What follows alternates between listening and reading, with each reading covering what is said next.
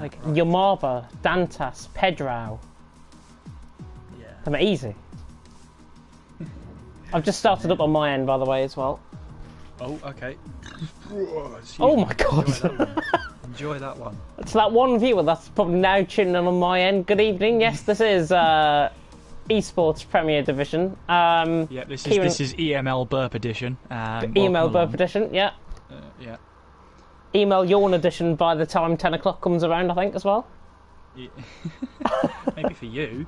Maybe for me. I've had an absolute stressful day, in and out of Teams meetings and whatever. That's me. Mate, I've got a day off on Friday. I'm buzzing. Lucky so-and-so. One of my workmates got tomorrow and Friday off. Should have put it in when I needed it. Canada. It's round 5. Yeah, it is. Yeah. Okay. I knew that. You knew that. You just wanted to check with us. Just to be sure. I just wanted to test you, James. That's all. Well, I assume you're the one who's going to be taking over, so... I hope I am. Well, just gotta let you spread your wings and fly.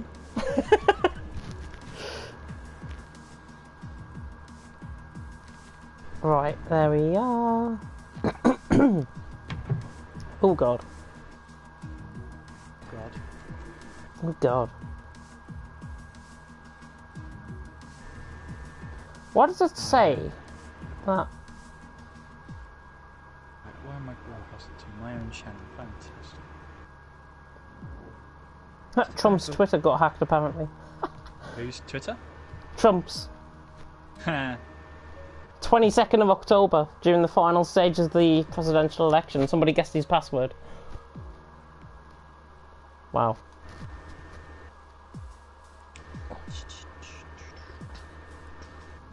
Got all the graphics. Oh, I need to send the link to Tom, don't I?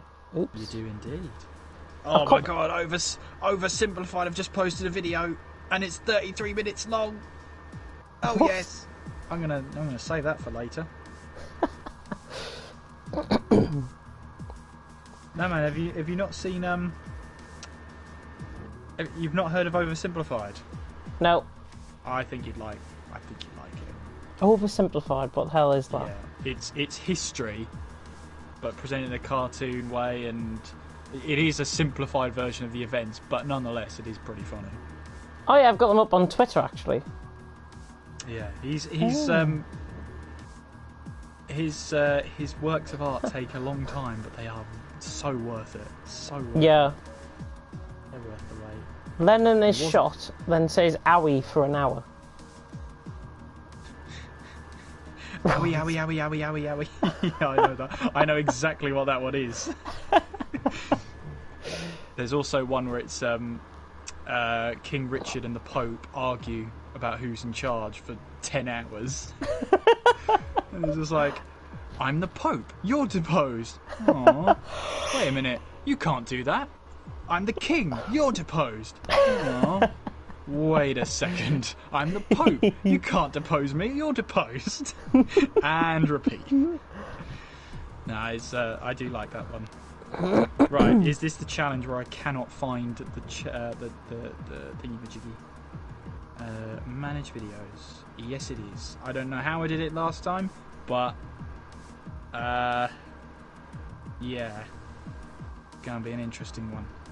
Right, does it appear on my history? Yes, it does, and I can't edit it. What's the point? What's the point? Oh, we've got a new TTG driver, Dende. Dender, I would say. Dende. Dender. Dender. Because he's German, so that would probably be Dender. Volakongen. Love that name. Volakongen. Homaba. Homaba. If you can't do the which I don't recommend you do because you're English and people will look at you weird. Homaba will do. Dantas, Pedrao, yeah. Pedrao, yeah. Because there would be a little tilde over the A. Yeah. Portuguese. And Dender, yeah.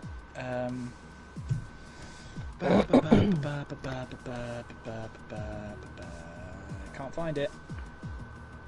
I honestly hope we've got Pingu racing tonight because I've got an awesome joke lined up. Someone take that out of context.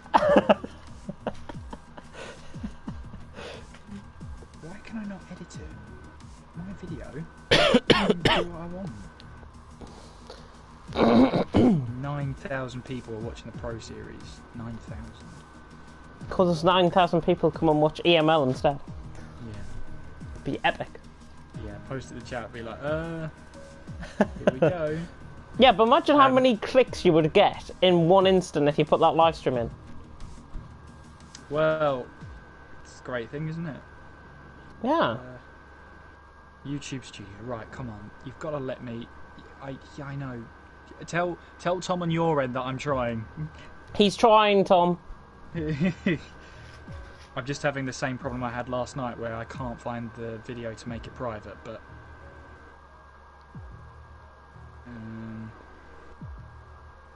we have the formal introduction tonight, don't we?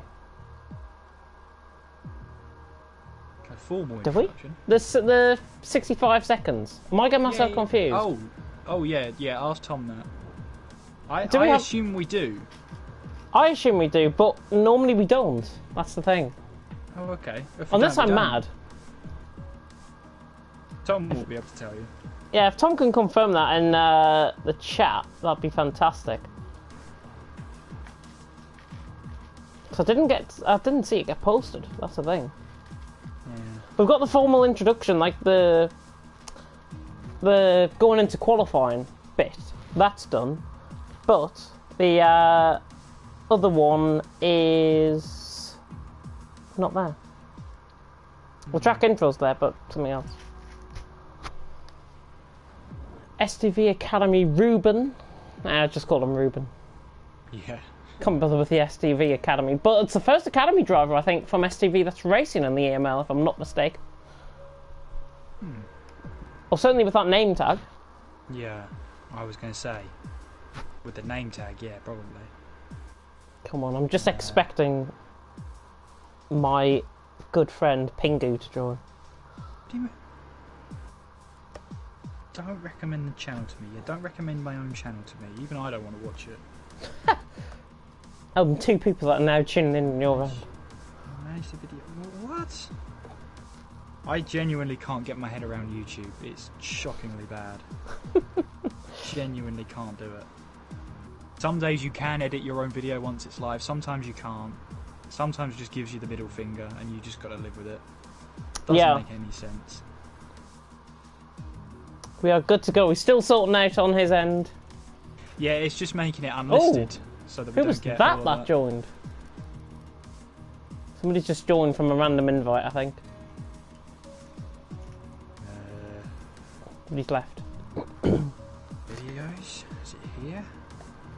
Oh, there we go. I can do it here. Fantastic. Thank you for making that so clear. Right, it's unlisted now. There we go.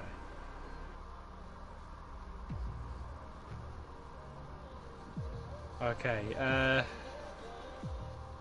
so, sorry Tom, you're going to have to run this by me because it's been a month since we've done this. Do we do the regular 10 seconds, or as in the sort of 65 seconds from that?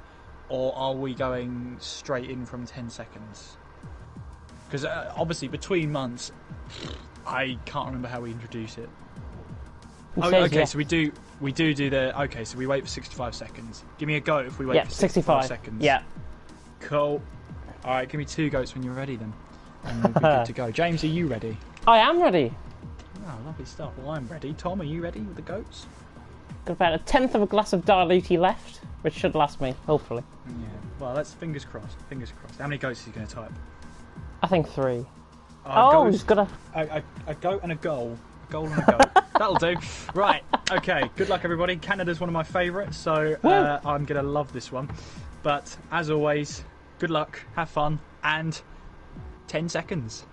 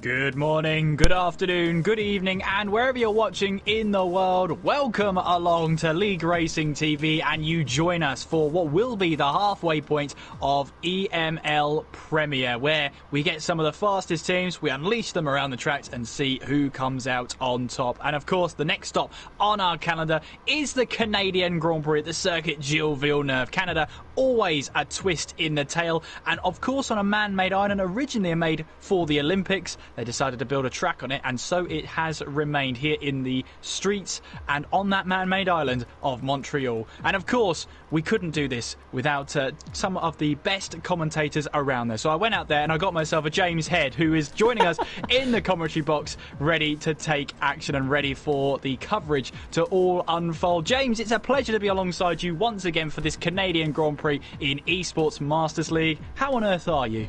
I'm doing really well, honestly, looking forward to the action that's going to unfold, I think, in front of us out on track tonight. And with 4 teams separated by 8 points at the top of the standings, it couldn't get any closer coming into tonight.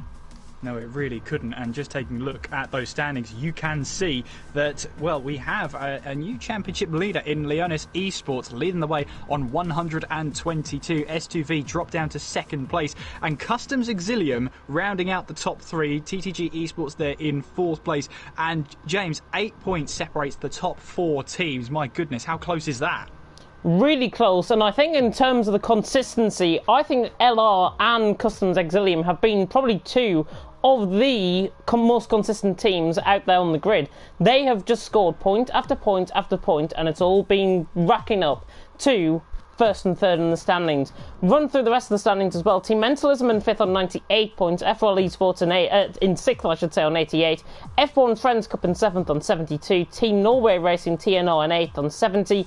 GTZ Bulls in 9th on 27, and CPI, big shocker, down in 10th on 9 points. I said last time we came here, of course, last month, that they should have a really good result. Look what happened. They scored no points last time out, so I'm not going to say it ever again. Yeah, Curse the commentator was well and truly deployed there, and I'm sure the whole team loved you after that one, James. However, let's have a look at the driver lineup. Now, of course, if you know EML, you know that these are still unofficial. We don't really know who's going to be in the car until we get out onto track. But these are what the teams have submitted to us. And as you can see, Vettel and Dende taking the TTG eSports car. Amazing Hour and Harry Banks in the Leonis eSports car. Then you've got Kaz and Smash in Team Mentalism. Kazizzle and Young Power in the FRL eSports car. Volakongan and Thomas in the Team Norway Racing cars. Pedro and Dantas taking their role up in the GTZ Bulls. Connor and Bullet Boy in the CPI eSports car, Andreas and Ruben in the S2V eSports car. You've got Homaba and Mickey in the Customs Exilium car, and of course in the F1 Friends Cup you've got Gongora and Ruben T. Eve. That's going to be a bit of a tricky one between S2V Ruben and F1 Friends Cup Ruben, but I'm sure we'll find a way. James, looks like a pretty strong lineup, but there's one name that really jumps out at you that you're hoping is going to race tonight. I'm hoping that he is going to race tonight. I see him in the lobby. It's CGT Pingu, and hopefully he's not going to be going newt out on track. That's my joke. Terrible. Right. Yeah, well, got it out of the way.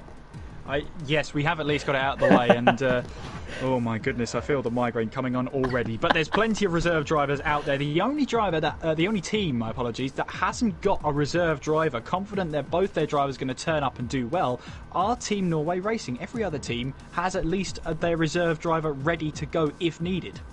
I think TNR have got a wide pool of drivers. That's probably why they don't put down a reserve driver, because they're always available to race. Volakongan has been doing really well in Division 2. Thomas as well in TNR has been doing really well in the Norwegian League. So it'll be fantastic to see how those guys get on. I think the team for me to look out for tonight certainly will be TTG Esports, because they've got a newcomer into the grid. Dende is his name, or Denda, whatever you like to pronounce it as. He's alongside TTG Vettel. Going to be fascinating to see if they can keep up the consistent results like last month. Of course, it's going to be a little bit tricky to try and keep up that consistency as much as possible. But, of course, let us know in the chat, who are you supporting for tonight? Which flag are you flying here tonight? Are you backing those leaders in Leonis? Or maybe you're here to try and cheer on CPI to help them get up the order. They've only got 3 points next to their name there, James. And we talk about how you've got to get to the checkered flag to score some real points here in eSports Master League. So why are CPI so low down the field on 3 points? They're down on 9 points, actually. I'm not sure if you're reading that wrong. I think they're on 9 points, if I'm not mistaken. It looks like a 3. That's my eyes. It looks like a 9. It looks like a 3, I should say. Trust me. That's absolutely probably right, yeah. Yeah. We'll go with that. We'll go with that, definitely.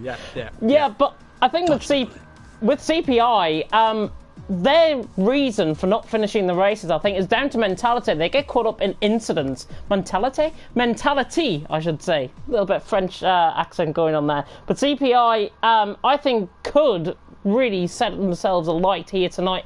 They've got Connor, who has been a revelation in League of Europe Division 1. He could have won the championship. He was that close towards the end of the season. And they've also got, I think, Bullet Boy, if I'm not mistaken, racing with them tonight. However, I believe they're only down to 1 driver currently, but Connor might be the one to watch, certainly, for pole position in qualifying.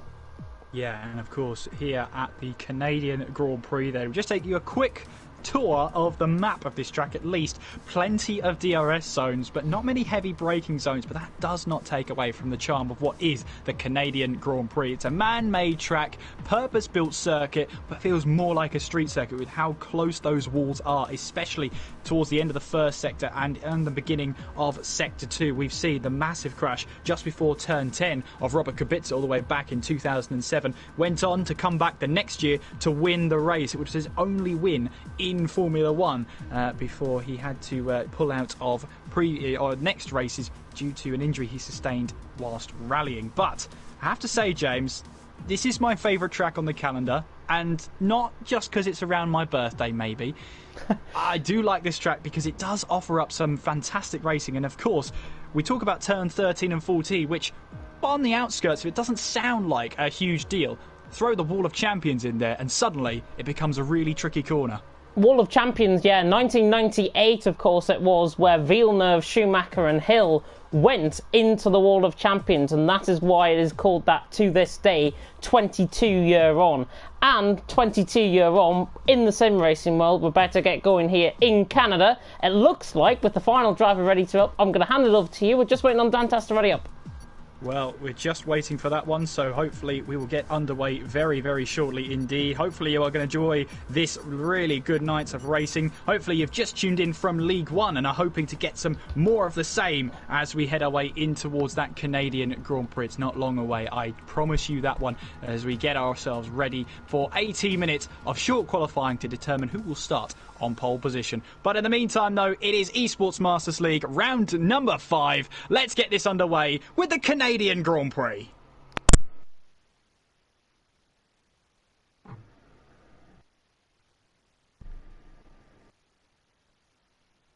Here we are then in Montreal on the circuit that's built on an island here in Montreal for EML Premier round number 5, and this marks the halfway points in the calendar, and we take you to this Canadian Grand Prix. Tyre wear, well, it's not going to be a huge issue because we're on the softest tyre possible. C5, C4 and C3 gives the drivers something to think about heading into the race here. We are still expecting that one-stop strategy to take full hold and full grip in this race. Those narrow walls are so unforgiving though.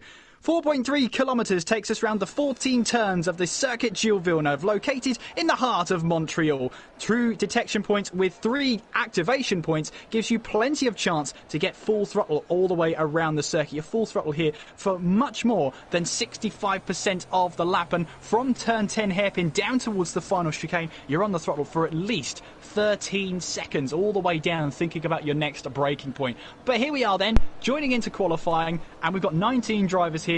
Now comes the amazing moment where we get to see all those lovely liveries out on track once again. And as we keep saying every single month, James, so much work goes into these liveries and so much work goes into making sure that the drivers have a similar livery. A couple of updates ago, they did have the colour selector using the numbers, so that makes it a little bit easier to try and share each other's liveries there to try and get you out there in a similar looking car. But so much work goes into it, and so often it pays off. Every single team has got to be given credit for their liveries. I'm on board with Volokongan, who's the first out on track, and it looks like TNR have actually changed a little bit of their lineup, because red, white and blue on that livery. It's traditional Norwegian colours. Now TNR are primarily black and white, and they don't want to have a black and white car. Even though you'll be able to see it out on track, you won't be able to depict who the driver actually is. So Volokongen going for the TNR team, looking to try and set a good lap here, and the Norwegian is coming through the hairpin at turn 10. Of course, where Kubica went off in 2007 and then went on to win the race a year after that, and Volokongen is about to prepare up for a lap. He is indeed, and of course racing in that F170 livery. That's why it looks a little bit different. That's why you don't recognise it, James. He's running a little bit of a standard F170 livery. But coming into the final chicane, James, it's a lap here of Montreal. Yep, let's go on board with Volokongen then in this lap for Montreal. They've got cars coming out the pit lane just in the foreground of shot there, but Volokongen now coming through turn 1. And then through turn 2, nice and hard on the brakes. About 50 miles an hour maintained as he spins the car on the exit of turn 2. And then on the run towards 3 and 4 out on track. And this is a very tricky chicane. Vettel, Hamilton, 2018, remember. That is Dende getting out of the way to the left-hand side of him. 19.4 through the first sector. Now we could see 105s, 106s possibly from the guys out on track tonight, looking at some of the time trial times that they've been doing. Volokongen, though, is now coming up towards turns 8 and 9, and this tricky chicane, you don't want to get caught on the right-hand side because it will really fling the car off into the wall and you'll pick up the end plate damage as a result. Volokongen now towards the hairpin at turn 10, 41.2 through the middle sector, not looking too bad in terms of lap time so far. Volokongen will be hoping to try and put the TNR team within the top 10, certainly with this car. Of course, his teammate, of course, out there, out on track as well. And I'm just trying to spot who that is, actually. I can't see another TNR name on that list. But Volokongen through the final corner, looking very good through the wall of champions. And this is pretty much now a lap of Canada complete. 109.3 from Volokongen.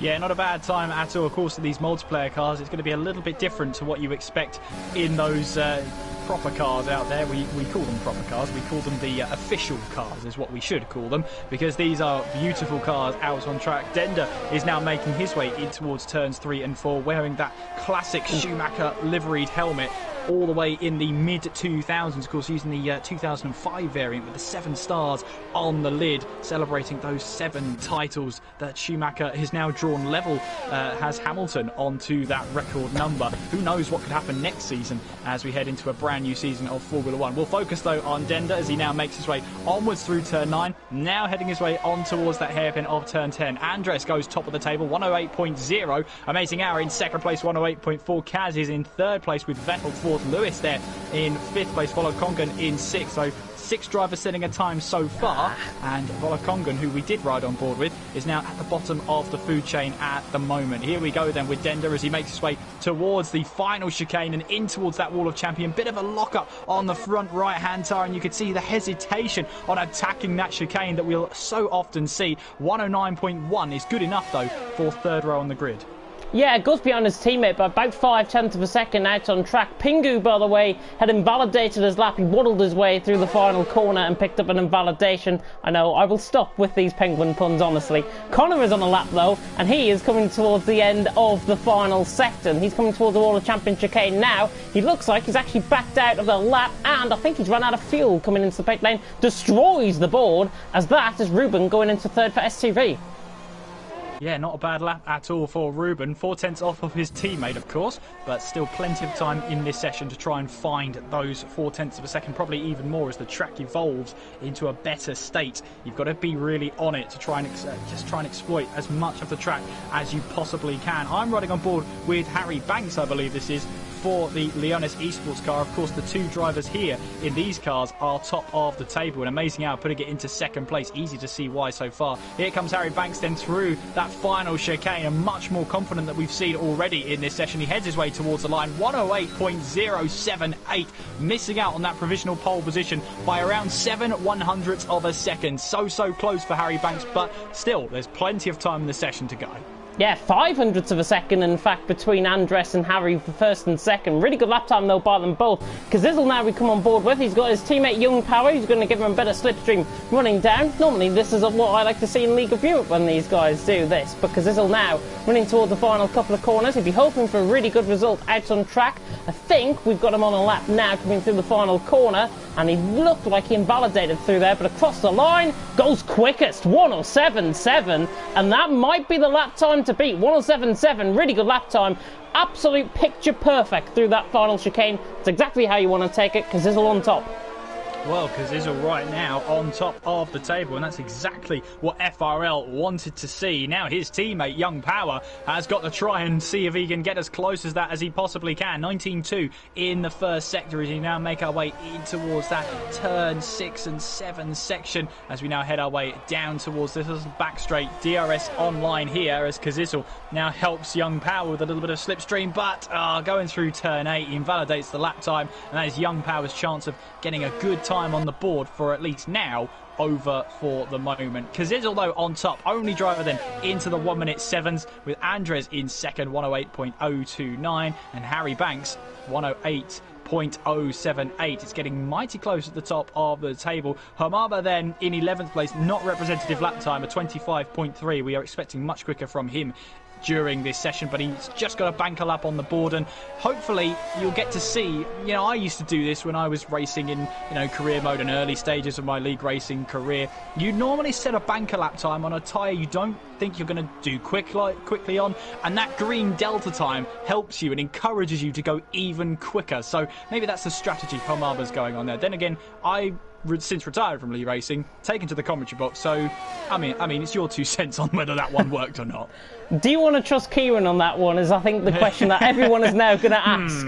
Gongora is on the lap coming across the line. He's going to go just ahead of Yamaba actually, 109.3. He's about 300ths of a second off Volakongan, and Volakongan is actually 6/10 up now on a lap as we pick him up, running down through turn 12 the kink, and then running down towards turns 13 and 14 out on track. Kazizel still out on top, Andres second, Harry in third. I think Amazing Hour is out there on a lap if I'm not mistaken as well, but Volakongan coming through the final corner, he will improve significantly on this time, goes up to 8th, 108.6, and he's 400ths of a second on Vettel, splits the two TTG drivers.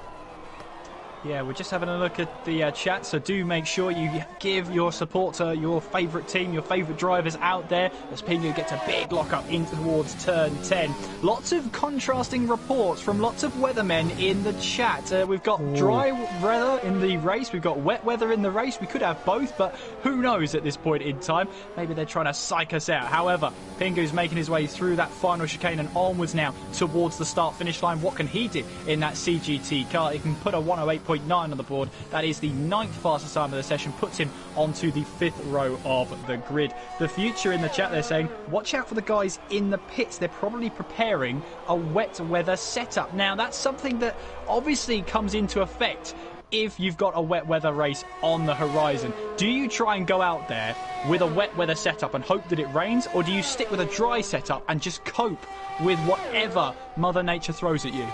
I'm looking at the interpretation of the comments there, and I honestly think it's going to go from dry to wets in the race. Pedro's on a really good lap, by the way, goes 5th for GTZ. Really good lap time from him. 108.1, he goes into 5th ahead of Ruben, who was out there on an out lap. But just to come on to that point, yeah, I think honestly these guys have got to try and set a quick as lap time as possible, because I feel they're going to be on a dry set of tyres at the start of the race. If they're not, they're going to be on a wet set of tyres, probably the intermediate, and if it's going to dry up, it will probably dry up around the halfway stage, maybe even earlier than that. So that's what we normally see on the game, but don't trust me, trust the weathermen in the comment section, I think. Well, absolutely. We haven't got that upgrade we've been so desperately looking for in our commentary box just yet. However, we're holding out. Hopefully one day we get that lovely update there. We just had a CGT car come across the line. That's Hamaba. That's a much better lap time from him. 108.2, which puts him 6th fastest. 3rd row on the grid then for the Customs Exilium GT car. And you have to say, Custom Exilium have been really impressive this season so far. They have been, and they're in the top 4 of the standings, and they're well up there. They've got Yamaba and Pingu down there in P12. Hopefully he'll be going up into the top 10 with his lap times. I was desperate to say a penguin pun once again, but no, I've stopped that now. Yamaba is on a lap, he is on a down lap, he will come into the pit lane with 7 minutes and 15 seconds to go. Kazizel is still out on top, and I believe, if I'm not mistaken, he's not on a lap because he's got right side end plate damage on that car. Yeah, Ruben, meanwhile, here in the F1 Friends Cup car, is now making his way through 8 and 9, trying to steer in and try and get that car really looking like it's hunkered down as much as possible. Now heading our way in towards turn 10 as we fly underneath the Canadian flag in towards this grandstand section. Great chance of an overtake if you're the fan favourite, of course. Now making our way now on towards the final chicane. You've got plenty of time to think about this. Open up that DRS and try and use as much straight line speed as possible, in excess of 200 miles per hour as we approach 205 and 206, not quite 206. Now I'm making our way through that chicane with the Wall of Champions looming on your right hand side, now towards the line. And what's this lap time going to be? 109.7 from Ruben, and puts him 15th fastest in the session. Yeah, 4/10 of a second off his teammates, in fact, so not a bad lap. Andres, I thought, was going to be a lot quicker through the middle sector than initially, and Rubens nearly spun it in front of him. His teammate nearly spins it out the hairpin. Andres very lucky not to pick up any damage. He, in fact, gets a little bit of a toe off Kaz. I think Ruben was trying to set him up down the straight and then pull up to the right-hand side like we saw with Kazizel earlier on. Now Andres has got to pick it up. I think that's an invalidation. He hits the wall for good measure on the exit. I think that's an invalidation. He's picked up right side end plate damage, and he didn't improve. 107.981. It will have still put him in second position with that lap. It will indeed, but unfortunately, when you invalidate through that final chicane, it's just so annoying, because what normally happens is that invalidates your next lap as well. I'm riding aboard with Kaz here as he tackles through turns 3 and 4, now making our way through that long right-hander of turn 5. Full throttle through there as we head in towards turns 6 and 7, keeping the car nice and balanced, nice and poised through 7 especially. Don't get on the power too early or too aggressively, or you will spin up those rear tyres. And you can see there Kaz really trying to max out 7th gear wherever he can. Over turns 8 and 9, and really over turn 8 is the correct assumption for that one, as Kaz tries to use as much of the track as possible. Now making our way in towards the hairpin then at turn 10, and then it's onwards towards the final couple of corners, and we go through 11 here, then it's 12 coming up just this right hand kink here. That's turn 12 as we make our way towards 13 and 14, otherwise known as the last chicane, otherwise known as that dreaded Wall of Champions corner.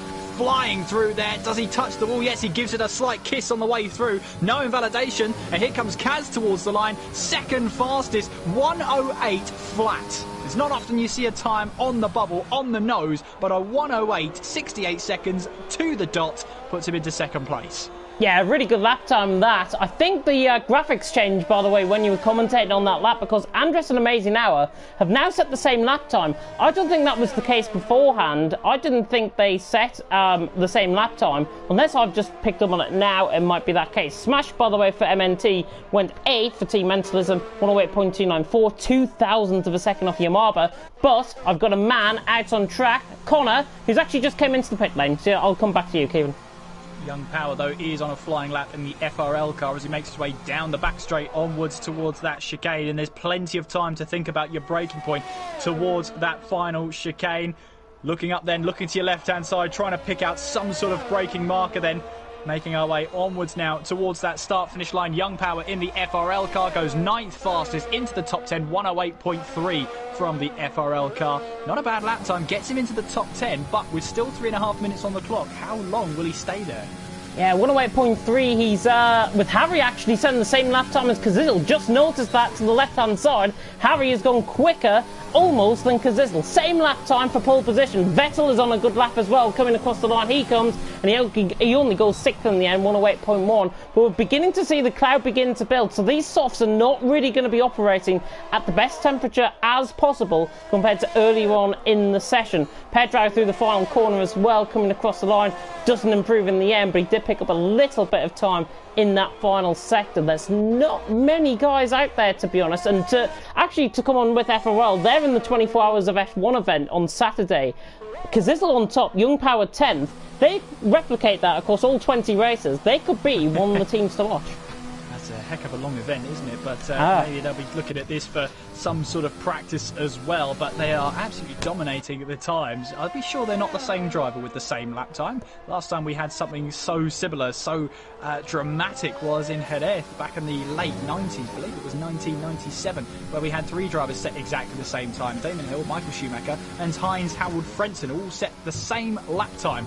But they did it in the order of which lap time was set first, which is why the order was as it was. Kazizel then has been on that 762, I should say, for the longest time, and so Harry Banks has set that lap time second, so rightfully he's placed second in the standings. And that is a little bit frustrating because 1,000th of a second extra, that's all he needed, and he could have taken provisional pole for Harry Banks. Yeah, Harry Banks second. I'm aboard Ruben is on a really good lap. He just got slipstream off his teammate running down into the wall of champion chicane. Ruben now across the line. He goes 7th, just in behind Vettel. Not a bad lap time there at all from the STV Academy man. And he really picked up the time in that final sector because of the toll that he got. One man, though, I said for pole position, Connor, has not set a lap time just yet. And he's just nearly hit the wall, coming through the final, into the final 2 corners. So that is not great at all. Not too great, but he'll be hoping to put that behind him and now go out there for one flying lap. Really, this could be his only attempt of the session. Currently the only driver in the session not to have set a lap time. So he's got to be on the money and try and get out there as quickly as possible. We've got cars coming out of the pits. That's one of the white cars. I think that's Amazing Hour who's just made his way out of the pit lane. No, it wasn't. It was another white car. So it might have been Young Power making his way out of the pit lane. This is the problem, you see. If you've got Kazizzle, Harry Banks, Amazing Hour and Young Power all into similar liveried cars, you're going to bound to get them mixed up, especially on the race map. However, we're into the last 60 seconds. To be more precise, last 45 seconds of this qualifying session. It's all about now trying to get to the line and make sure that you get to the line to set a lap time. Kazizzle top of the table right now, 107.762, with Harry Banks in second place. He's the one who wants to try and take this pole position. Kazizzle, meanwhile, makes his way onwards towards the start-finish line. He's going to have to go again. He invalidated his last lap time. He will have to go again. This is his last chance. And now Connor coming through the final corner. Oh, he messes up a little bit of an overcorrection through there. Volakongan is retired, probably in the pit lane. Connor across the line. Does set a valid lap, but it's only 13th, 108.4. And he rightfully crashes, I think. He's not happy with that lap time at all for CPI. And down in 13th. Why would you be?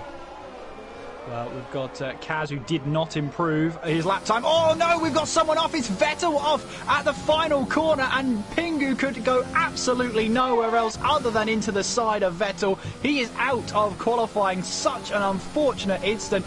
Pingu really did nothing wrong, but he was just in the wrong place at the wrong time. Denda is on a little bit of an off lap here. He's a 10th down on his best. Checker flag is out, by the way, in this qualifying session. Kazizzle was backed out of his lap time. This opens up the opportunity for Harry Banks. Can he try and set a lap time in this session? We've got Kaz, who's gone faster through the second sector, but he's on worn tyres at the moment. Harry Banks getting a little bit of a tank slapper out of the hairpin. I'll stay with Harry Banks as he makes his way towards the line. I'm sure James will be on board with Kaz to see if he can improve, but we've got Amazing Hour and Vettel who've taken the checker flag. They won't be improving at the moment. Ruben as well, keep an eye on him. He's currently 7th in the standings. Harry Banks has invalidated his lap time, but he'll carry on towards the line. Would this been a lap? It would have been. It would have been pole.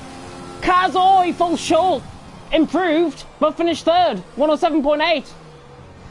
And Ruben backs out of his lap time. Yeah, he backs out of his lap time. He can't improve. He won't be able to improve anymore. So Kazizzle then will come across the line. He won't have set a better lap time, but he might have set an extra lap or two on those tyres that he didn't really need. But he will take pole position, not by an amount of time, but simply the fact that he set that time first. 107.762 is enough for Kazizzle, and I have to say, it's a Leonis, Leonis on the front row at least. Kazizzle, which is, a name we haven't really seen so far this season for FRL, has come out of the blocks and has absolutely taken that pole position really early on. And, well, what a lap time. What a qualifying session. And that builds up to a fantastic race. And I did say that was the lap time to beat when he set it as well. So Kazizzle really impressing. The clouds just beginning to go right at the end of the qualifying session as well. Top 5 drivers, all from 5 different teams. Just to mention that.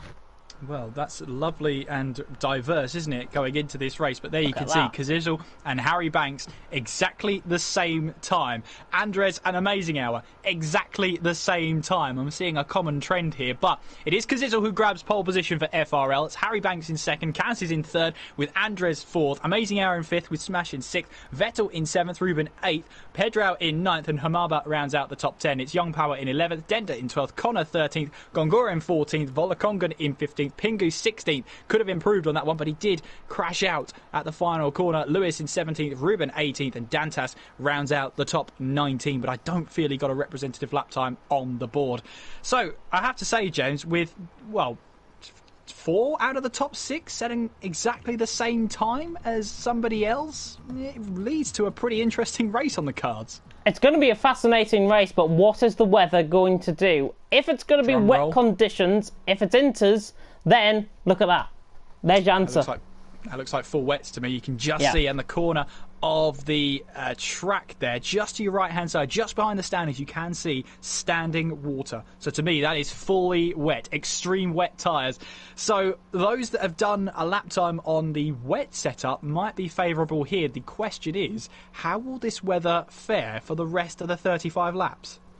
If it's full wet conditions, I honestly think we'll have dry running probably to around halfway stage, maybe just after that point. It's normally that transitional period that happens within the weather, certainly for, in this game, where if you start on full wet, it will probably not likely go to full wets again. It will go inters and then progressively it'll go on to dries, and we might be in for a fascinating race as we're about to get the formation lap started out on track.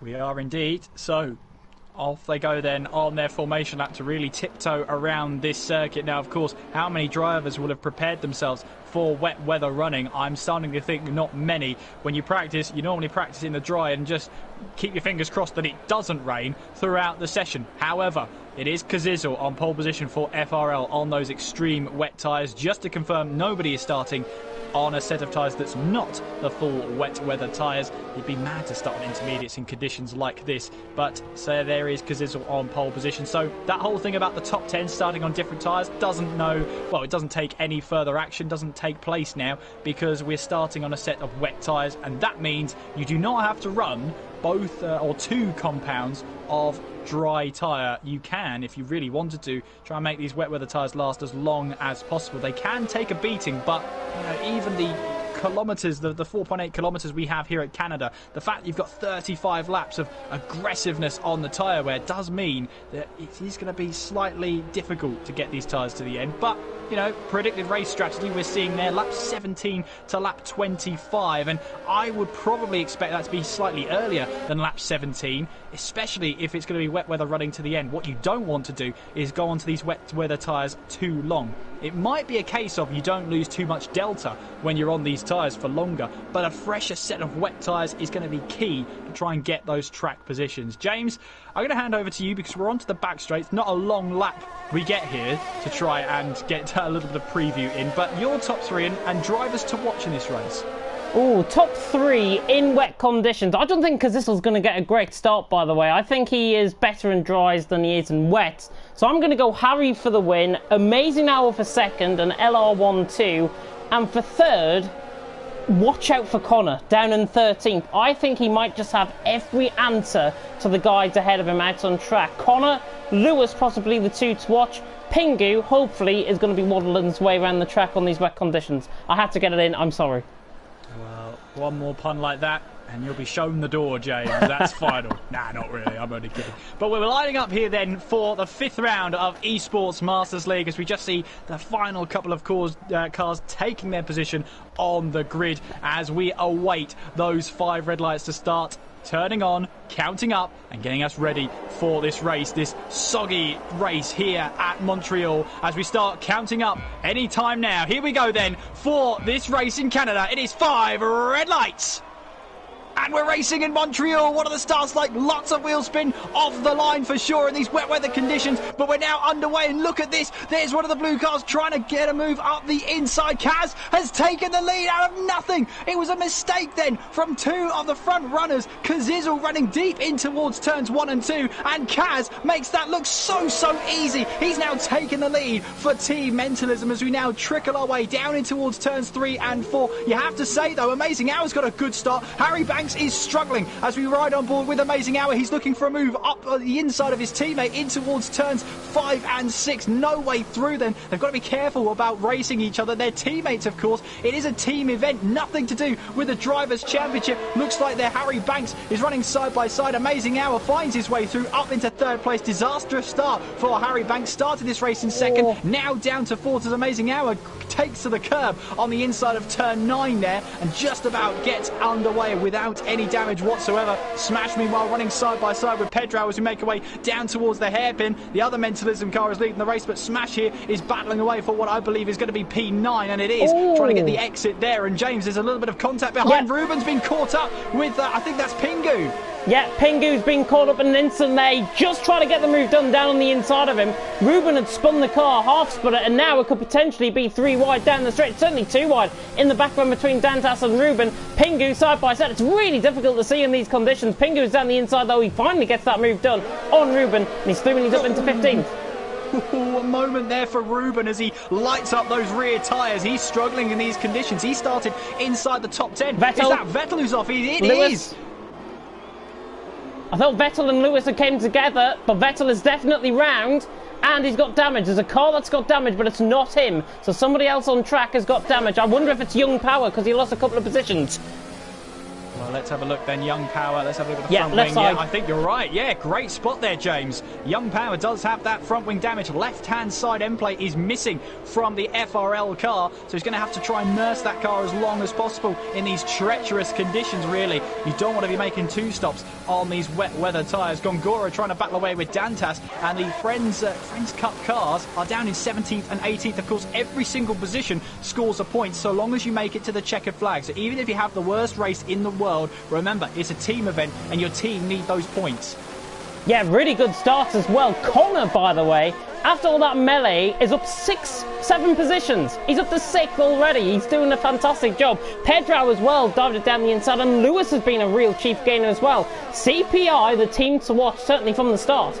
Kazizel here on the back of Kaz as we now make our way on towards the start-finish line. Kazizel goes right, then goes left, and Kaz does just enough to defend him, to put him off the move down the inside in towards turn 1. And Kaz, who got a fantastic start off the line, really got the clutch biting point absolutely spot on, and his reaction times were second to none. He's moved up 2 positions into the lead of this race, but Kazizel now, he's more confident on these wet weather tyres, is looking to try and take that position back. Amazing Hour in 3rd, Harry Banks in 4th, Andres in 5th, with Connor 6th, Pedro in 7th, Smash in 8th, Lewis 9th, and Young Power with that front wing damage rounds out the top 10. Just as I say that though, Homaba gets the move there, and that's going through turn 5, so a bit of a less aero there for Young Power. Kind of predictable that he was going to struggle through there.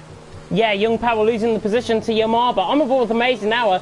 Don't adjust your screens, by the way. That is how much it is raining out on track. I am even struggling to see the cars in front out on track. Young Power 3-second time penalty for multiple warnings. He might have cut across on the chicane, because Zizzle is putting Kaz under pressure, and Kaz doesn't want to be put under too much pressure, because Amazing Hour, I think, is the quicker out to the front 3 currently. Harry Banks is coming in as a bit of reinforcement. Andres is not too far off the pace either. Top 5 just beginning to group together slightly as Kaz and Kazizel begin to battle for the lead. Yeah, as we now make our way on towards the start-finish line to complete yet another lap here at a soggy Montreal. Lap 4 of this Grand Prix has begun. And it is Kaz who's leading the way. Kazizel's second. Andres there in the S2V car just set the fastest lap of the race, a 1:23.1. Absolutely chucking buckets out there. Pingu, meanwhile, gets a position. He's moved his way past Volokongan. Ruben then in the S2V car comes into the pit lane. Front wing change for the S2V car. New set of tyres as well. So not a great start for Ruben. He will be wanting a much better performance here. He'll now be hoping that there's some sort of safety car to bring him back into this race. Top 3 though separated by 1 second.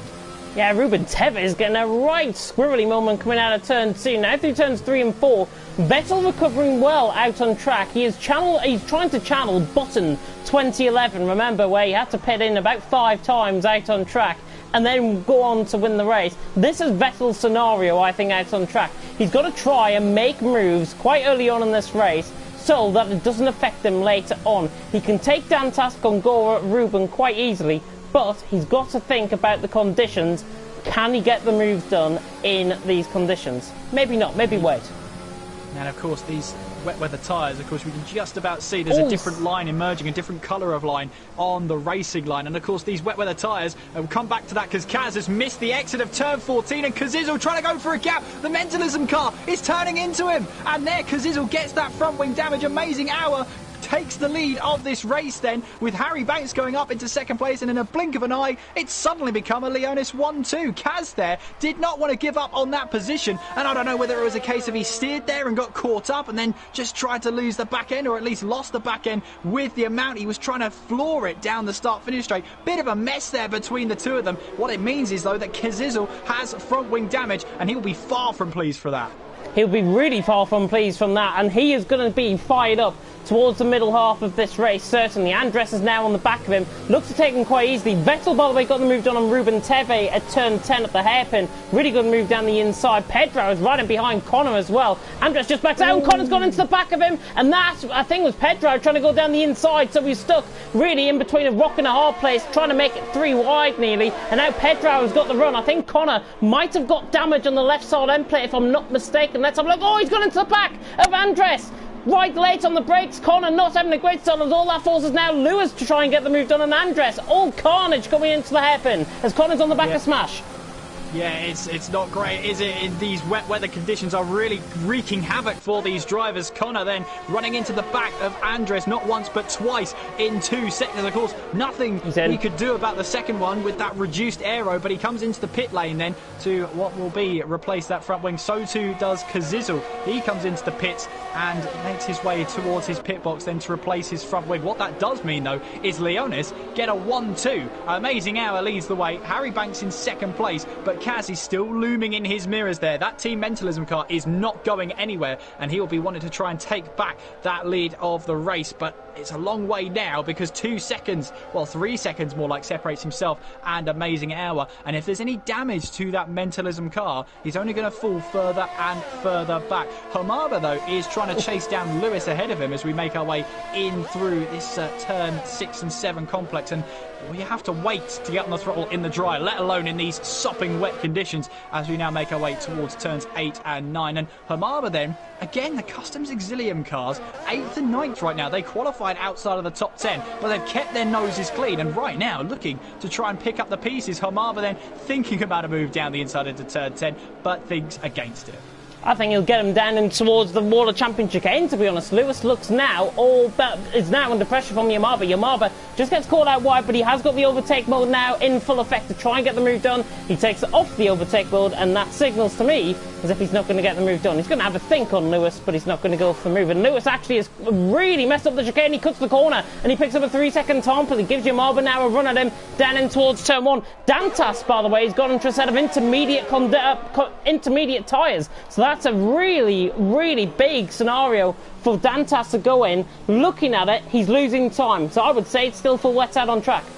Yeah, I would say that as well. There's still standing water out there, and this rain has not relented one bit in this race. And I think Dantas here is just trying something different, because at the moment, something different might be the difference between getting all those lovely points on your side and finishing all the way down the order. He's taken the risk, taken the plunge, but at the moment, doesn't look like it's going to pay off. Meanwhile, Kazizel then has got to do his best to try and recover. Remember, it's a team event, so it's all about scoring as many points as you can. Kazizel got a good run, a really good run through 3 and 4. Loses the back end through turn 5. Chucks it up the inside in towards turn 6. He'll be on the outside for turn 7 there. And Ruben has to back out of that one. Kazizel was always going to take that line, and poor Ruben had to back out of that one. Kazizel did not make him make it an easy choice there for Ruben Teve as he makes his way through. But Kazizel on the fresher tyres as well. 5-lap fresher tyres, it was always going to be the case. Yeah, really good move. Here comes Andres as well on the back of Smash. Down the inside he comes, down into the Water Champion chicane. Smash backs out of it. Andres is through, and he's up into 5th. Smash will try and get the run down in towards turn 1. Suddenly, by the way, it looks like the conditions are beginning to clear themselves up slightly. Just slightly out on track. The cloud is beginning to lift slightly, and that could mean lighter rain forecast maybe within the next few minutes or so. But Andres is through, and he's up into 5th. Being informed, by the way, in the comment section that Harry is not good in the wet conditions, and that is why he's 2nd, and Amazing Hour is beating him in terms of my predictions so far. Well, at this moment in time, he's still got a healthy 1.1 second lead ahead of Kaz, as we see Hamaba then going all sorts of wayward through turns 3 and 4, desperately trying to keep that back end in check as he now makes his way in towards turns 6 and 7. And of course, whenever it rains, I do use that term, tiptoeing around the circuit. But really, Hamaba is tiptoeing around this circuit, trying to find any sort of grip that's out there for him to use as he tries to close in on Lewis ahead of him in the CPI car, as we now round our way through turn 9, riding on board with the Customs Auxilium GT car onwards towards turn 10, and of course a little bit too far back, but this is one of the closest battles out on track. Connor and Ruben Tebe is looking pretty tasty there, but of course Connor on much fresher tyres than the FFC car ahead of him. Hamaba though, you can barely see the Ruben's car in off. front, and Ruben is off. Ruben off No, slightly. it's not. It's Dantas. Dantas It's has who's retired. crashed. Yeah, crashed at turn 3 and 4. So that is him out of the race. That's one of the GTZ Bulls out of this race. And let's see if we can ride on board with Amazing Hour to see what exactly happened. This looked Tough to me track, I like think. he's probably... Yeah, but I think what's probably happened is he's aquaplaned. There you can see. I think he's aquaplaned off the corner and has found the wall with some mighty force. Vettel having a right moment coming out the final corner, but he's going to get the move done on Gongora. This is for 12th position out on track. Vettel down the inside, recovering well. He's got Kazizel right in behind, and Gongora is going to be mullered for 2 positions here. As Kazizel now around the outside, gives him the room, does Gongora, but Kazizel on the outside line, coming through turn 2, now through turn 3. It's the battle of the breakers, down in towards turn 3. Kazizel just leaves him short of room, but he was going to get the move done. He was the car ahead anyways, and Gongora has just been mullered, as I say, for 2 positions. Vettel up to 12th and Kazizel up into 13th. 2 for the price of 1. Signed, sealed, delivered. Yeah, nicely done there, as we see Hamaba once again getting a little bit wayward out of turn 9. So Dantas retiring at turns 3 and... turn 2 and 3 there, I think that is. 3 and 4 is what it is. 3 and 4. Yeah, you've got it. You've got it. So Dantas out of this race. He did try on those intermediate tyres, but I'm not surprised that he Kazizel basically aquaplaned. And Kazizel, as you rightly said, James, looking for a move up the inside in towards turn 10. He's got the inside line. What about Vettel? But he's still hanging on in there. Is Vettel making our way out of the hairpin, and he's got a better run out of the corner. They're going to run side by side towards the chicane. Well, we've seen this happen before in many leagues before us, and I'm sure many leagues afterwards. Cover your eyes, because this one's going to be close, but Vettel backs out of it. Kazizel takes the line, and I think both drivers live to fight another day in this race. Look at Vettel though, he's got a good run out of the final chicane. Onwards we go towards turn 1, but no move is there. Kazizel holds on to 12th place and signs it. Yeah, Young Power through as well on the exit of the final corner. He's through and he's up into 16th. Looks to me as if the spray is beginning to become less and less out on track. It's becoming much easier in terms of visibility, but it's not becoming easier in terms of the on-track action out on track. These guys still tiptoeing their way, as you say, Kieran, around the track out here in Canada. Connor right on the back of Gongora, and again he nearly locks up into the back of Gongora. Just loses a little bit of time, but he looks all over the back, and the rain is beginning to ease off, I think. I wouldn't be surprised if we see more drivers begin to come in for a set of inters, maybe within the next 5 laps. Yeah, absolutely. But at the moment, I think full focus is on these full wet weather tyres. Volok Condon gets a 3-second time penalty. We'll show you the penalties later down the line, just so we can see what's going on out here. Down the inside of Gongora, that is a late breaking move, trying to get the move done down into the hairpin. That was Daniel Ricciardo-esque. Lewis is into the pit lane as well, and now Connor is trying to fight on the back of Gongora. Running down now the straight in towards the final 2 corners. Has he got enough legs in that car to try and get the move done? Gongora is still in front of him. Connor backs off and Gongora holds on. This will be for P12 out on track because Pingu is in, and Pingu's gone on to a set of inters. He has indeed, so he thinks it's time then as we make our way down the pit lane and onwards then towards the track to rejoin. It's a bit of an awkward pit lane exit as you rejoin into turn 2, that is, as we see Lewis take full advantage of that one. Now he's rejoined on a fresh set of wet weather tyres, so that's a huge commitment then. He's rejoined behind Kazizel. Oh, Pingu really struggling out of the pit lane. If it is intermediate condition tyres, it's certainly not yet. Maybe within the next 2 or 3 laps, but it is going to give him the time. If he gains on Ruben and gains on the guys ahead of him, Pingu's going to be the one to watch later on in this race, especially as we come towards dry running. Absolutely, of course. As we see now, Kazizel makes his way now up into 10th place. He's now 2/10 behind. Volokongan ahead of him. A penalty there for Gongora. I believe that's his first of the race. As we can see Kazizel here. Is he looking for a move down the inside towards turn 10? He certainly thinks about it. And you can see that Volokongan just about gives him the room there. As we now make our way out of turn 10. Kazizel trying to gather up the rear end so that he can try and put the power down. And now going down the back straight.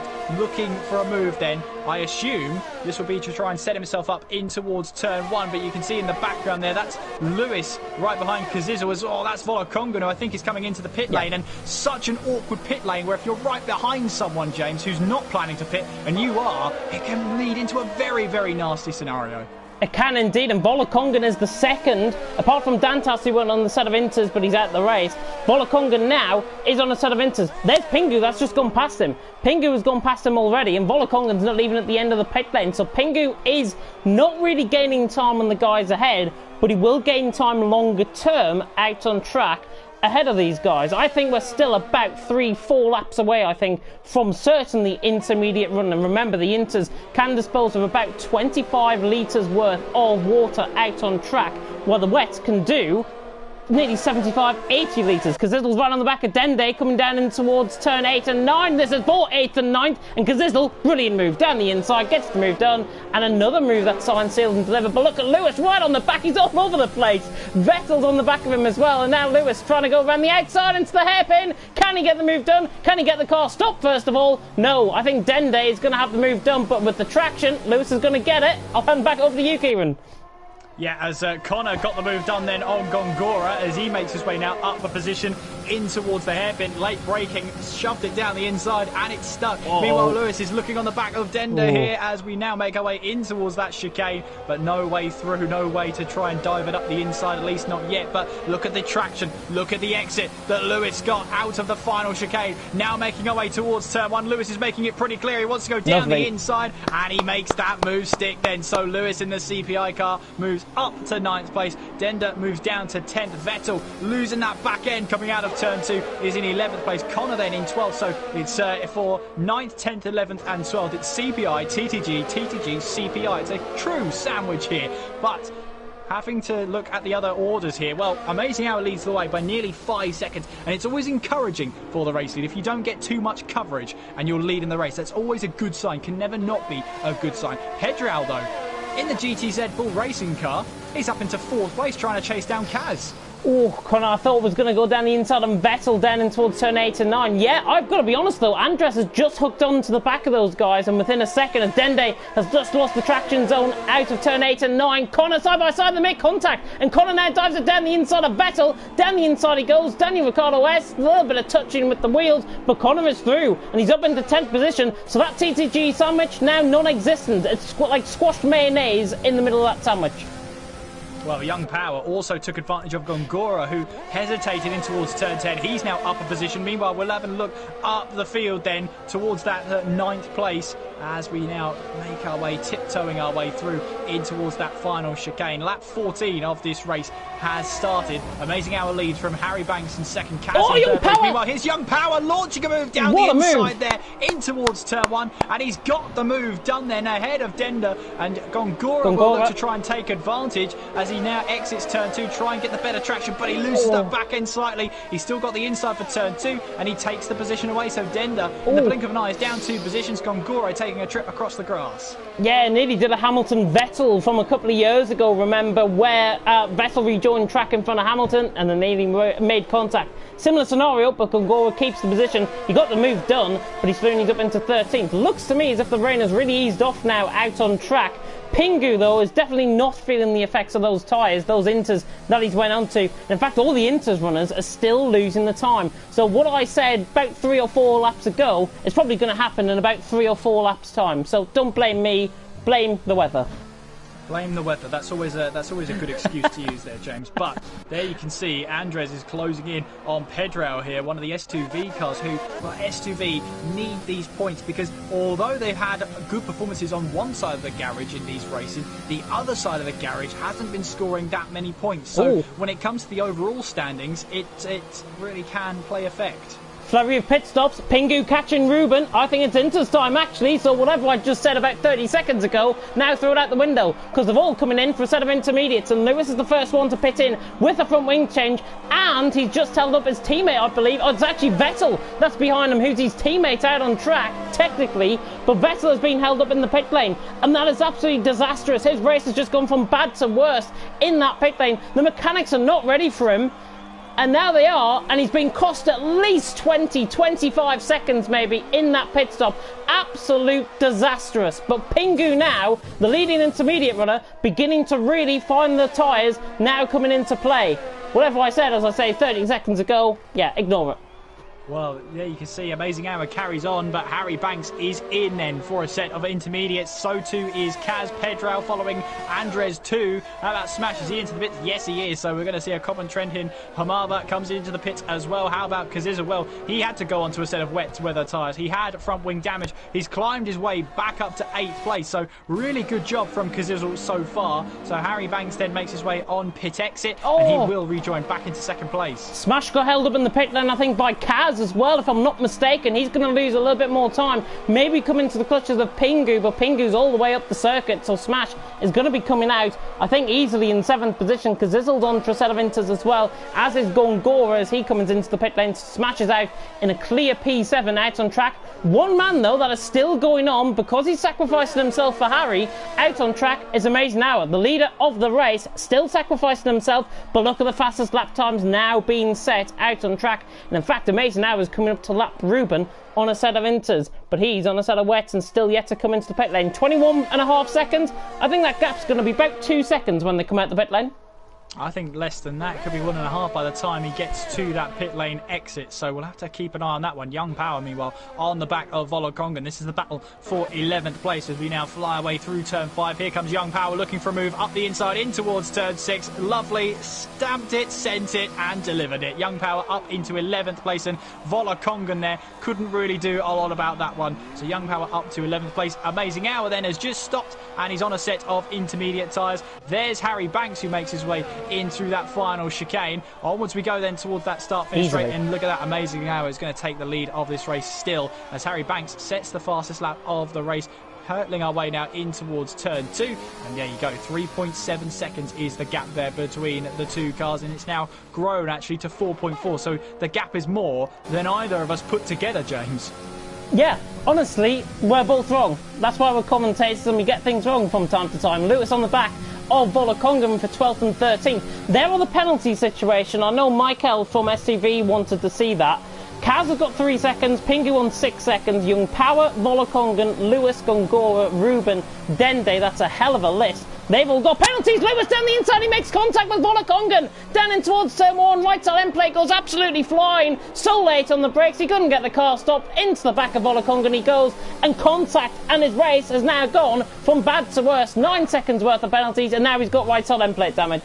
Yeah, and that's not going to help him whatsoever. We're just about getting towards halfway distance in this race, and well, we'll have to have another look at that when we get the chance. But I mean, at this moment, he's got that front wing damage, and he'll have to either nurse that back to the pit lane, and oh yeah, he just tried to move up the inside there, left it way too late to steer left to get the move done, and he's run into the back of the car ahead. So Lewis there is wounded at the moment. He has to try and carry on as much as possible, but for CPI that will not be good news, because they are towards the bottom of the table. They need every point they can get right now, and with one of the cars having front wing damage in Lewis, that's not going to help their chances at all. Andres, meanwhile, is, well, after the pit stops, fallen away from Pedro, but now he's set the fast up of the race and really on it. Connor's right on the back, trying to go around the outside of the wall. A championship chicane, they're both making a little bit of contact. Somehow they've got through there too wide, and now Pingu's got the run out the corner. Connor tries to make the overtake now with the overtake mode. He's now forced to the outside line, dummy to the inside line, and that is a great move by Connor. Down the inside he goes. Pingu is still there. Pingu is still trying to fight and put his beak in between that car, but Connor is through and he's up into 9th position. Great racing out on track. Connor through and he's up into 9th, and yes, that was another Pingu, another penguin pun.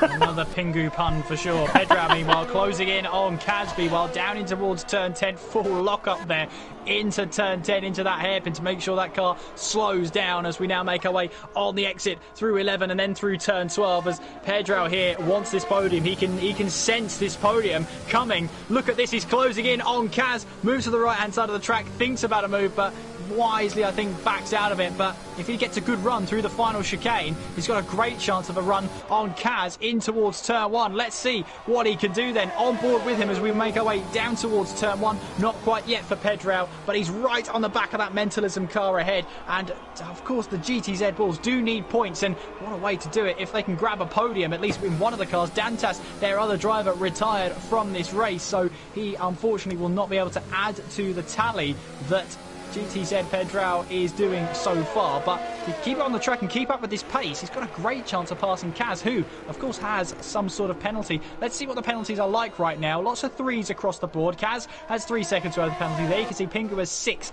with Young Power 3, Volakongan 3, Gongora 3, Ruben Tebe in 14. He's got 6 seconds worth of penalties. Denda 6 seconds. Lewis has 9 seconds worth of penalties, and Ruben in 18th place having 6 seconds worth of penalties. That's Young Power adding to his list. Yeah, Young Power just rolled on board with that as well. Pingu gets a little snap of oversteer, so does Young Power. Nearly like Hartley Stroll, that collision through turn 5 a couple of years back, and Young Power now on the back of Pingu, and Young Power, has he got the power to try and get past on the back of Pingu? Volakongan's not too far off either, 4.4 seconds. But the man to watch out on track is Andres. He's in 5th position out on track, but he's catching Pedro, who is on a pad, I may add, as well. And Kaz in front. Watch out as Young Power's down the inside on Pingu. That is a really bold move to try and get the move done. He has to give that position back, surely. And yeah, Pingu's back into P10, Young Power P11. But he is going to have another go at him, running down the straight in towards the World Championship chicane. Pingu tries to make that car look as wide as possible. Tried to make it in the centre of the track, so he can't get through. Young Power's still going to try and go around the outside, though. Just getting a little bit on the verge of aggressive racing, if I've got to be honest. But Pingu hanging on for P10, and Young Power, I think, gives up now in his pursuit for P10, and he will come again next lap around. Yeah. Meanwhile, Andres trying to close in on Pedro, but 1.1 is the gap so far. Pedro is just trying to get some pace on the board, trying to find a way past Kaz and trying to find that good exit. Not quite that one through turn 9, but never rule him out. He's gone 3/10 quicker than his own personal best through sector 2 right now, so he's clearly on the mark and pushing as hard as he can to try and close in on Kaz. Looking at the rain then, it really has subsided, but it's still a little bit of rain out there. Light rain, I'd call that one. As we now make our way down the back straight, looking at Pedro, and Andres once again closes in to within a second. Of course, no DRS in these conditions, as now they tiptoe their way into that final chicane and onwards towards the start-finish straight. Amazing Hour still leads, though, as we've got yellow flags in sector 1, and that's Lewis out of this race. Oh, Young Power down the inside of Pingu. They both make contact again. VSC deployed, and Young Power got the move done just as the VSC got deployed, so he's 3 minutes up into 10th. And Pingu picks up a penalty. Yeah, that looks like turn 5. And that looks like he spun up the rear tyres. No, that's the exit of turn 4. So he's hit the wall. Yeah, he's hit the wall on the right-hand side, coming out of the corner. And unfortunately, that's the end of his race. So only one CPI car remains in Connor. And in a race where they really needed to get some points on the board. It's not going to happen this time around. Kazizel comes into the pits, though, and onto a set of new intermediate tyres. So he's used this virtual safety car to get on fresh tyres to try and get him to the end of the race. He's rejoined in 9th place. And look who's behind him. His teammate. His teammate's right behind him, and that's why he's been done. Pingu was going to try and go around the outside. They'll back on the VSC restart. Gongora has picked up a drive-through penalty for speed under the VSC as well. So that's not going to help the FFC team out on track, with his teammate 5.2 seconds behind Volakongan as well into the pit lane. Pingu, though, trying to get onto the back of Young Power. Pedro there getting lighting up the rear tyres on the exit of turn 10, as well as that, James, as on top of Gongora. Vettel also has a drive-through penalty. We can see it on my screen, that DT, that ominous DT, that drive-through penalty. So unfortunately, that is for, I think, speeding under the virtual safety car. Kazizel, meanwhile, brand new, fresh, intermediate tyres, and he really wanted to make good use of those. I honestly think, looking at how the rain is beginning to lighten up lap upon lap, I'm not going to be surprised if we see, and if I say these words in about 3 or 4 laps' time, it's now going to become dry out on track because the rain will stop. I think we're near that point because Zizzle is right on the back of Connor. He came out the pit lane and was about a second and a half ahead of Young Power, his teammate, just in behind him. But Zizzle out on track, now beginning to fly. But 8th position at this stage, certainly, if there was to be more pit stops to be made, then he would go further up the field. If not, 8th place is probably the best he can hope for.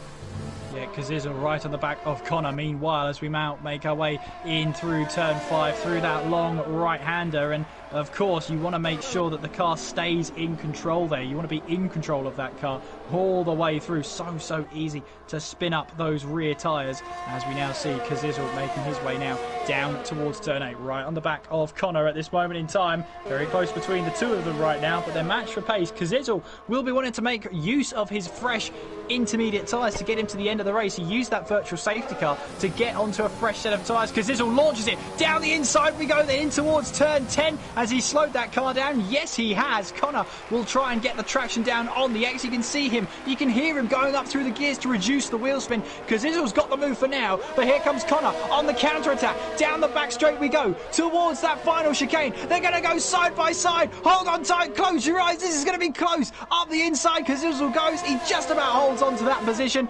Connor has to settle for 9th place. Zizzle hangs on to 8th place. He deserves that one, and he's held on. Yeah, really good move that by Zizzle. In all of that, Pedro was closing in on Kaz as well. And has Kaz got damage on that car? I'm just trying to spot it out. If he has, it's very light because Pedro's now catching. Andres now catching as well. Kaz is now really under pressure. He might be becoming actually just overheating those tyres purely out on track. Pedro's chance now to take P3 off him. Yeah, as we now make our way through turn 10, another 3-second time penalty for Vettel. In fact, that's his first penalty of the race, and so that will be added to the end of his time here. Pedro, meanwhile, of course, Kaz has 3 seconds worth of penalties, so Pedro here could afford to just let Kaz stay in front and stay part of the train. The only problem is, right behind him is Andres in the S2V car. He does not want to let the S2V car through. Pedro, meanwhile, gets a good launch out of the final corner, but Kaz really does turn up that ERS battery, and Pedro, there's just no way through for him at this moment in time. An amazing hour picks up his first 3-second time penalty of the race. Won't have a huge effect on him right now, but he's got to be careful because if he lets those penalties mount up, that could be cause of trouble, cause of concern for Leonis. He's still got a 4-second buffer, I should say, over the cars behind. Harry, Kaz, who's obviously got 3-second time penalty. I'm just right on board with Andres, purely to see if he can try and get Pedro and Kaz. And Pedro now, right on the back of Kaz. This could be the opportunity now for the Brazilian. Kaz to the inside line to try and defend. Pedro around the outside, but doesn't want to go for the move. All of this hesitancy from Pedro and all of this defensive driving from Kaz is going to bring Andres soon into play. And I think I can see, just in the background of Pedro, nearly goes into the back of Kaz, so close. I think I can see blue sky just beginning to break through the clouds at some parts of the track. Well, Pedro very riding vague. on board with him.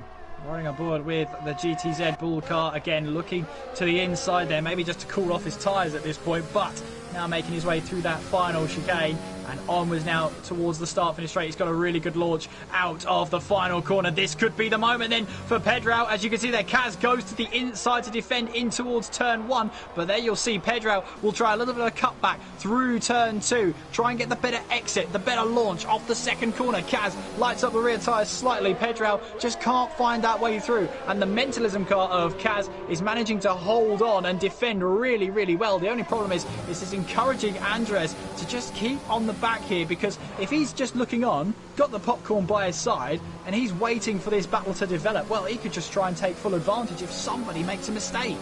I think that's what he's waiting for. I think Pedro is putting Kaz under a bit of pressure, but not a lot of pressure out on track. We've got Volokongan as well battling with Ruben down at the final corner. Ruben coming through the final corner in 12th. I think we're going to stay as we are, running down in towards turn 1 with this battle, certainly. But Andres is just all over the back of Pedro. He's been chomping at the bit throughout this race. He's been getting close enough to the back of Pedro. There into the hairpin, he was very close indeed. But Pedro has got to try and close up on Kaz. Just a slight bit of hesitancy, I think, is costing Pedro's. Look at the closing speed for Andres. He closes right up to the back of Pedro. And with 9 laps to go, still all to play for third. Well, Pedrao's got to keep his nerve here. His nerves of steel will be deployed fully because he wants to attack Kaz, but he's got to defend from Andres. Now heading our way down towards turn 1. And of course, Pedro here is just trying to take different lines to the Mentalism car ahead of him, trying to find some sort of grip out there where the Mentalism car is missing. But unfortunately, that means he's going to have to be more conservative with the corners that he takes, and therefore can't fully attack on the back of Kaz. That's just encouraging Andres to keep his own pace, do his own race for now, and see if he can come into the race later on. Hamaba, meanwhile, 2.5 seconds behind this battle. He's 3 seconds down at the moment, but never rule him out as Connor comes into the pits. He's on a fresh set of intermediate tyres and will make his way now down the pit lane. Yep, he's going to come out and clear air as well, and that's why he's probably came into the pit lane to get into that clear air. He's only lost 2 positions to Young Power and Pingu. Yeah, Pedrao's looking for a move then up towards turn 10, but no way through. Yellow flags, and I think that's Ruben who's lost it at turn 9, and it looks like just from the minimap he'll get underway again. Yeah, just on ball with him there. He's actually gone spearing off into the wall by the looks on where the runoff area is, coming out of the exit through turn 8 and on the exit of turn 9. Really bad indeed. Pedro's still all over the back of Kaz. He'll be right on ball with him now. He missed his breaking point there for sure, as Pedro had to slow it right up. Here's Andres' chance to try and get the move done. Moves to the left-hand side of the track, inside of turn 1, and the S2V car pounces. He was waiting for something like that. He's now up into 4th place. It's now his turn to try and get past Kaz, but he's got to make up that time that Pedro lost. 1.6 seconds is the gap, and that was just a simple mistake there from Pedro. Missed his breaking point, had to sacrifice the exit of the corner so he could make the corner in the first place. Now he drops to 5th. And now they've got Yamaba closing up as well. Yamaba is beginning now to really close in out on track. Pingu is in on 15 lap old inters. Look at how many laps these guys are going to be doing out on track. Do you expect more pit stops before the end? Do you know something?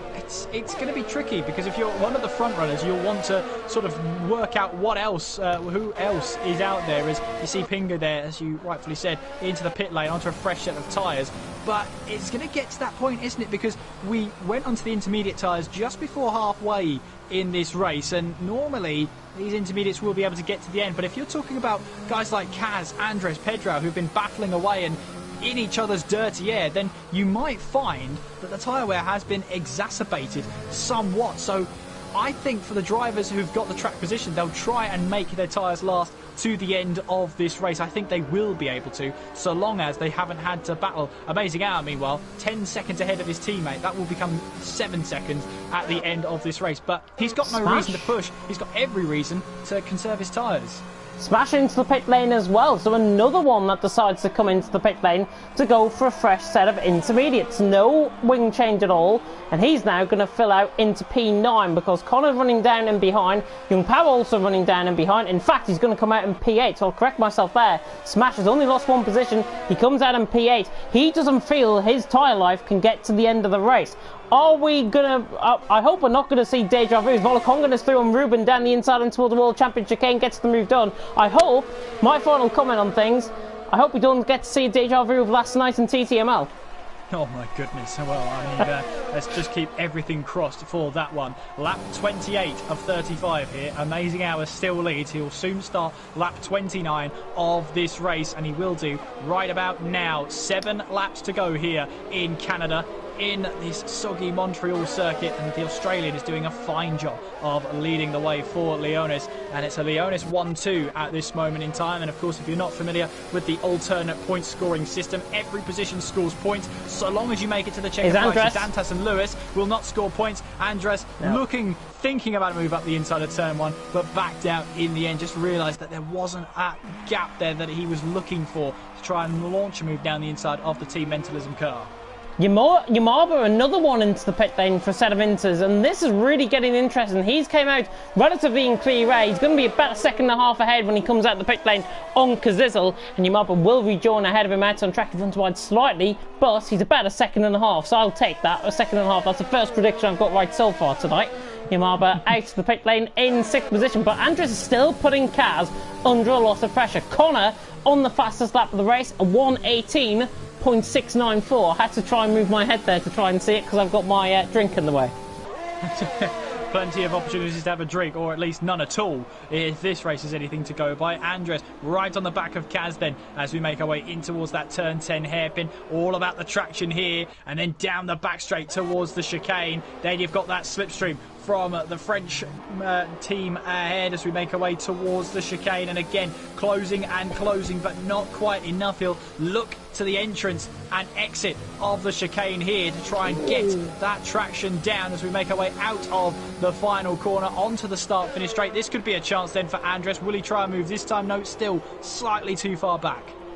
Just saw a little bit of a contact with the wall by Gongora. He's nearly lost control of the car, and that's going to be Pingu's position all day long.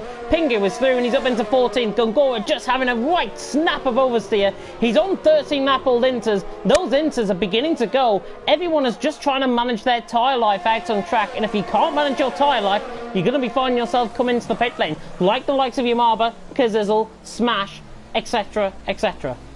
I think as well, especially for Hamaba, he had nothing to lose by going onto a set of fresh intermediate tyres. He's gone for the safe option, which sometimes isn't always the bad option of the field. Sometimes trying to make your tyres last to the end gets you very preoccupied about how much tyre wear you're using. You won't push as hard at that point, whereas now for Hamaba, he doesn't have to worry about tyre wear. He can push as hard as he can. He's closing in, 14.6 behind the three battling cars for third place, but if we've seen anything, it's that in these last 5 laps, they really could be turned on their head. Here comes Andres, though, on the run, looking for a left-hand side move. It'll be round the outside as we head in towards the chicane, and at long, long last, we have a car Kaz that passes the Mentalism car. Kaz comes in, Pedrao stays out, so Kaz then will find out now if he changes that front wing, if he did have damage. But Andres finally gets the move done, and Kaz says, you know what, I'm going to come in, brand new set of tyres on the car, no front wing change at all, so the Team Mentalism car going for fresh tyres. I think he's trying to react to Hamaba here as we now make our way down the pit lane. 5 laps left. It's going to be close coming out of the pit lane. I think Yamaba is just going to be out ahead. I think Kaz is going to switch literally right in between the slot between Yamaba and Kazizzle. So P60 now rejoins, and Kazizzle try and go to the end of the race. He will get to the end of the race, Kazizzle. He's the one that's pretty much guaranteed. He's picked up a 3-second time penalty out on track. Kaz now on fresh inters is now going to push for Yamaba for 5th, and that is going to be the main battle developing. Pingu was right on the back of Dende as well, running down into the Water Champion chicane. Rain is still falling out on track. Whoever predicted the dry weather, I'm afraid you're fired as a weatherman. Pingu right on the back of Dende out on track for 13th. Yeah, well, you can see here with only 4 laps to go, 3 and a bit if you're picky, Amazing Hour has just done a brilliant job at the front of that field as we had a bit of a hectic start, kept his nose clean. So too, in fairness, did Harry Banks, and he's got no penalties whatsoever so far as he now tiptoes his way through in towards the first couple of corners. And someone in the chat saying that he wasn't quite as good in the wet weather conditions. Well, I'm telling you now, only 12 seconds off his teammate, 9 seconds ahead of anybody else, still pretty respectable. I believe the rain has stopped out on track. I think you're right, it has. So I think Pingu there, almost running into the back of Dender there, but he manages to stop the car in time. I think it will be intermediate tyres to the end of the race at this point in time. I think the rain has just stopped too late for any chance of dry weather running here at Montreal. But meanwhile, Connor is on the back of Young Power as we make our way on towards turns 1 and 2. He's looking for a move as he launches it down the inside in towards turn 1. And there you can see the F4L car just left him the room there. Connor up to 9th place. Yeah, a really easy move. I think Young Power just invited him through. No way he was going to fight that on 17 lap-old inters. He's just trying to maintain those tyres to the end. Pingu gets a phenomenal run out the final corner as well on Dende, the German and the Spaniard. Now going to go at it. TTG against CGT.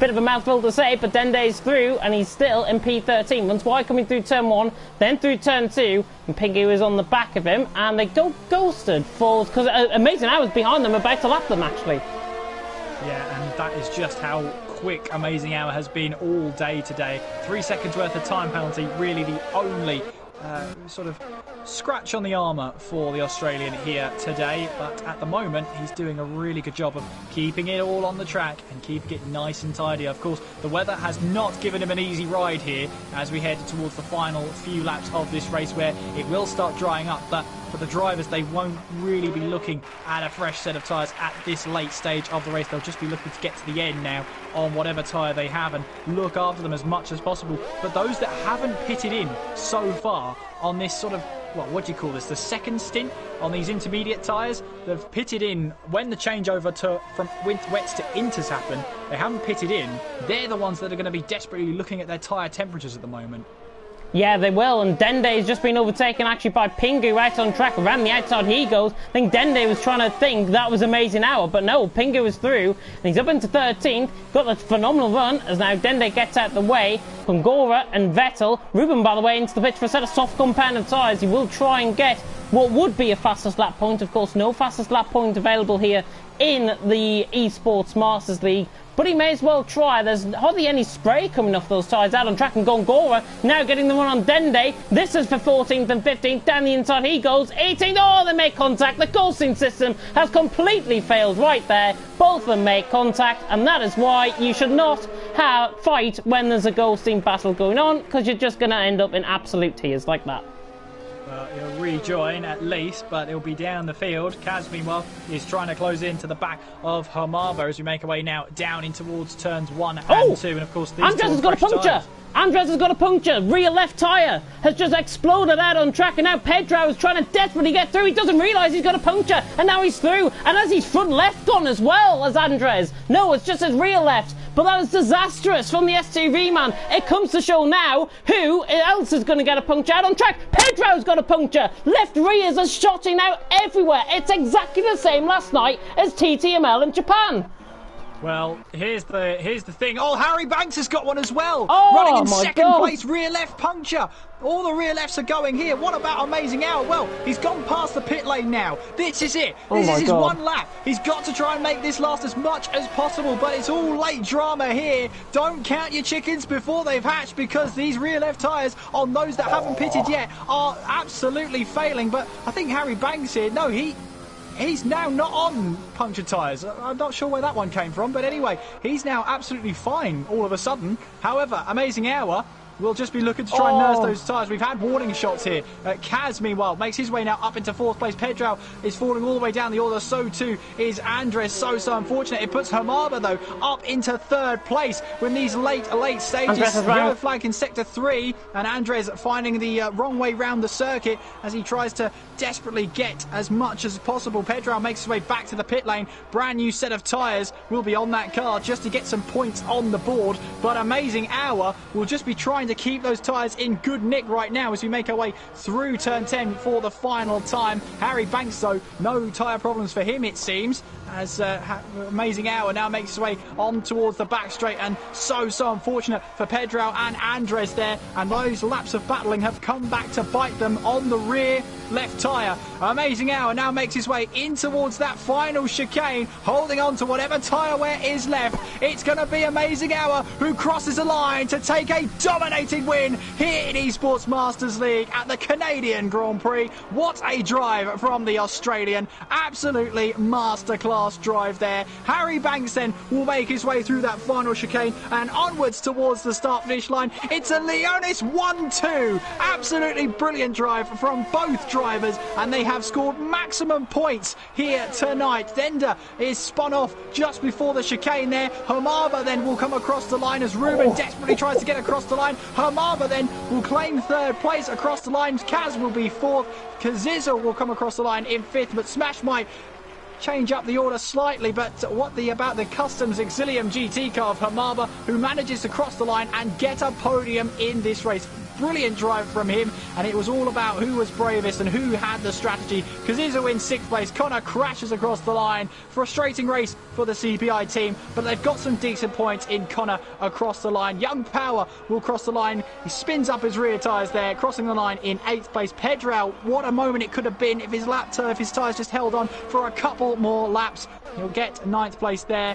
Volakongan in 10th place then. Ruben Teve in the Friends F1 Cup team will come across the line line in 11th place. Pingu across the line in 12th, and Gongora will come across the line in 13th place. But it's a day to remember for Leonis here in Canada. It's a Canadian masterclass from the Australian in Amazing Hour. He takes the win here in eSports Masters League. Connor for CPI takes the in-game Driver of the Day award. Well, we make our way on towards a podium where I don't think anybody could have predicted this one, and have predicted that last lap drama. We did not. But it will be Amazing Hour who gets his way onto the top step of the podium, followed by his teammate in Harry Banks, and it's a podium on the cards as well for Customs Exilium GT. What a fantastic race, what a dramatic race, and what a race to watch along. James, I'm struggling to find the words to describe that one. Dramatic ending. It's as simple as that. 2 punctures very late on. It was all about time management in the end. And if you rewind the stream back, I might have got the front 2 wrong in terms of the names, but I did say an LR12, so I'll take that.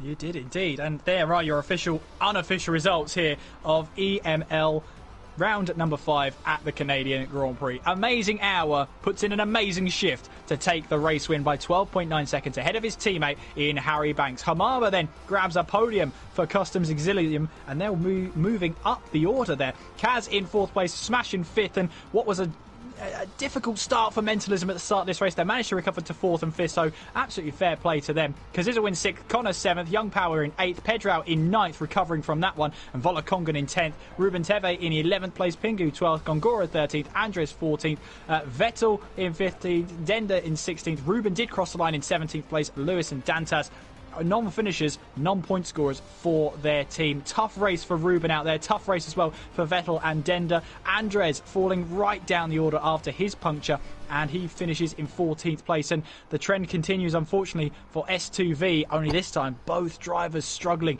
in this race, and one of them through no real fault of his own, but the tyre just simply would not last another 7 kilometres or so to get to the checkered flag. But I don't think Leonis would have predicted a 1-2 here at Canada, and I don't think we did either, apart from James. He predicted it. But an absolutely majestic race, and worthy of the finish we had. Worthy of the finish indeed, and LR have now extended their championship lead. There was only 5 points coming into tonight, but it's going to be a hell of a lot bigger. I now think CGT, Custom Exilium, and Team Mentalism are now going to be 2nd and 3rd in the standings because of S2V finishing 15th and well, I think it was like 14th and 17th or something out on track, and TTG finishing well down the field as well. So unfortunate, I think, for both teams, but it comes to show LR are going the right way. CGT are still going the right way with Yamaba's first podium as well, and Team Mentalism are now beginning to come up on the rails as well. Join us next month. I believe it's the British Grand Prix next month, if I'm not mistaken. It will be indeed, and hopefully you will join us for that one. And of course, all the usual stuff. If you fancy watching more great racing like that, then make sure you subscribe to the channel down below. Hit the notification bell so you're notified every time we go live here on League Racing TV. If it's a weekday, we're racing, and it's as simple as that. So hopefully you will join us for a couple of races before the end of 2020, and send off this year in the best way possible with lots of races on the cards. Make sure as well you're following the official Twitter of Esports Masters League, EML_F1. So make sure you go ahead, follow them over there. And what will be the official results, the official top 3 will be posted there once all the stewards' inquiries have been cleared up. Just looking in the comments, Amazing Hour 74% tyre wear, Harry 80% tyre wear. So they came very close to getting punctures. Is definitely puncture territory, especially 65% and over now is real puncture territory if you're not careful. So they came very close, but managed to hold on and take that 1-2. And I could tell you right now, if that race went on a lap longer, they might have struggled towards the end there, but it didn't. It ended at lap 35, so they got that 1-2. And of course, make sure as well, if you're liking the commentary box, then make sure you follow us down below. Myself, Kira Beginning, and James Head, our Twitters are down below, as well as your man behind the scenes in Tom Zaggers. He has been working so hard for these graphics. More along the way, I know there is, and using that split screen to good effect as well to try and keep you up to date with the action as much as possible, so we try not to miss anything. But a huge thank you to everyone behind the scenes, and we will be live next month We've got a whole month to wait before we can go racing again here in eSports Masters League, and I hope you will join us for that. In the meantime, though, we do have to say farewell and goodbye, but we've left you on a very, very tantalising cliffhanger as we head into 2021 for 5 more races, hopefully of the same, of eSports Masters League. Until then, please look after yourself in this crazy world we live in right now. And from myself, Kieran McGinley, and James Head, well, we'll end it in the proper way. I've been Kieran McGinley. I've been James Head. Take care of yourselves, and we will see you next time. Good night.